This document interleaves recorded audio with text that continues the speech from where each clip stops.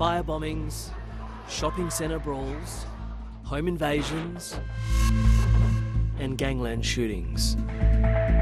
Mike Bush inherits a crime crisis, with offences at their highest level in almost a decade and confidence in police at a 14-year low.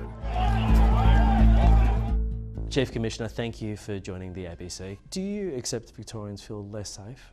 Yes, I do. Yeah, they're telling us that. And they have a right. There's too much crime out there.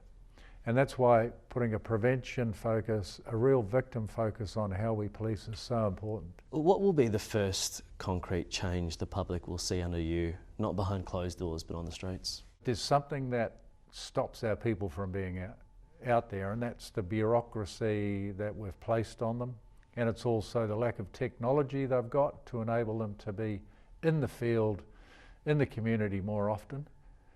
That's one of our very first focus. So what people will see when we fix that is a more visible policing presence. Mike Bush is a 42-year veteran of the New Zealand Police and rose to be its first Maori Commissioner.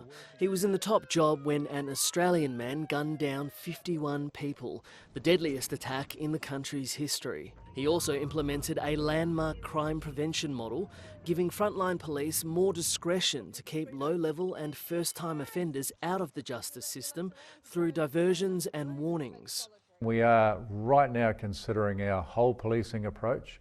I'm very keen to bring those things in. It's what the public deserve. The latest crime statistics show there were an extra 92,000 crimes in Victoria, a 17% jump. Youth crime spiked to its highest level since records began, with children overrepresented in home invasions and aggravated burglaries. The new Chief Commissioner wouldn't be drawn on raising the age of criminal responsibility from 12 to 14, but acknowledged there were limits to prevention-led policing. No one wants to see young people in jail, but unfortunately there are some that need to be there to keep our communities safe. World events far from Melbourne are also making their mark on the city. The October 7 attack and the war in Gaza has divided the community and tensions are high. Synagogues in cinders, mass protests and restaurants targeted. On protests, do you support a permit system? We've had a look at that. It exists in other jurisdictions like New South Wales. We've had a look to see if it will be effective. Where we've landed is that it's not worth bringing in. Debate too over this controversial chant. The Premier says it's up to police to decide whether it breaches anti-vilification laws. This phrase or others, it is giving police the powers to determine if the level of hateful behaviour meets that threshold for a criminal offence. Is death to the IDF hate speech? No. The challenge now for Mike Bush is selling his vision to rank-and-file officers struggling with morale and to Victorians battered by statistics telling them their communities are now less safe. Are we seeing a breakdown of public confidence in law and order?